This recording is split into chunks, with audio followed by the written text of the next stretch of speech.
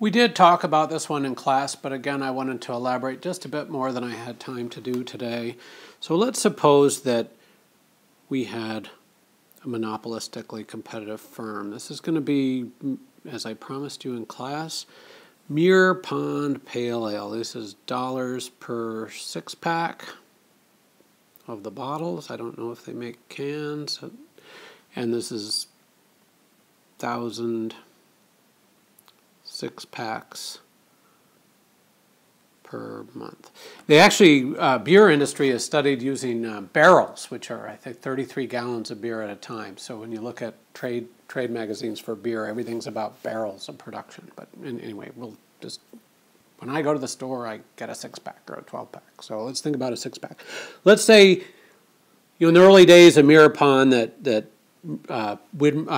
Deschutes had discovered a real winner, that variety was making Deschutes profits. So let's depict that situation. This is the demand curve for just Muir Pond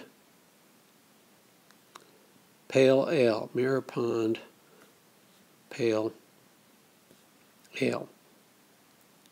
And just like for any monopoly, there's a downward sloping demand curve. The firm faces a downward sloping demand curve. Any firm facing a downward sloping demand curve is going to have a marginal revenue that has the same y-intercept and is twice as steep. Let's say the marginal costs look like so, and let's say that in the short run, Deschutes is making a profit. That's supposed to be a Q0. My stylus is a little sticky.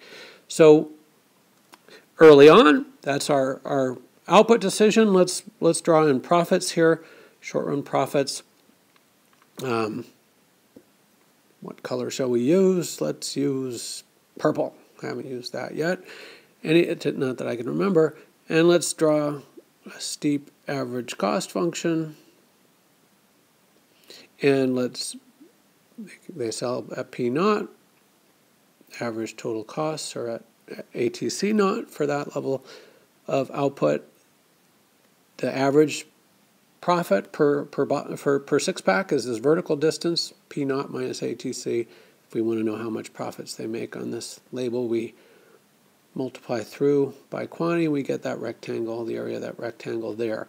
Okay, well that's short-run profits, and the long-run outcome for monopolistic competition is actually a little bit on the tricky side to draw. I'll try to draw it in the next panel, but for the purposes of this question, we just are asking what happens now. There's profits. So pale ale is the big seller, and other breweries notice this. And let's take Full Sail up in out in Mount Hood. They make a pretty good pale ale. They notice this, and of course Henry Weinhard is now owned by Stroh's, which is in turn owned by one of the few big beer firms in the world. They're collapsing down into one, interestingly enough. But anyway, they have a whole industry of making copies of beer that's not quite as good, but it's much cheaper. Anyway, so there's this entry in pale ale. How do we model that? Well, we model it by saying, oh, okay, well, if there's a bunch of these new pale ales out there, the people who were drinking Muir Pond Pale Ale, maybe some of them just love Muir Pond Pale Ale and don't care, but some of them are going to say, hey, Full Sail makes a pretty good product and it's cheaper, or maybe it matches my taste better, whatever. The entry of new competitors is going to do two things. One, it's going to shift the demand curve for Muir Pond's Pale Ale to the left, and it's going to make it more elastic because now there's more substitutes. So that's what's going to happen. Let me give a try at drawing that in an equilibrium case. This is tricky. This is beyond what I would expect a student to know. Here's what you do.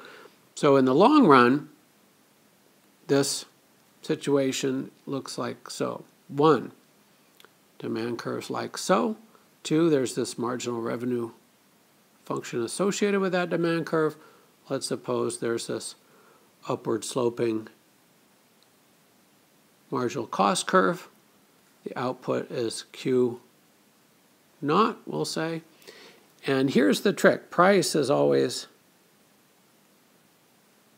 P naught in my notation. The way you draw the long run, it says zero profit. That could only happen if the average total cost were just tangent to the demand curve. So that's supposed to come down and be just tangent to the demand curve. So that's the zero profit outcome for a monopolistic competitor. That's the long run situation.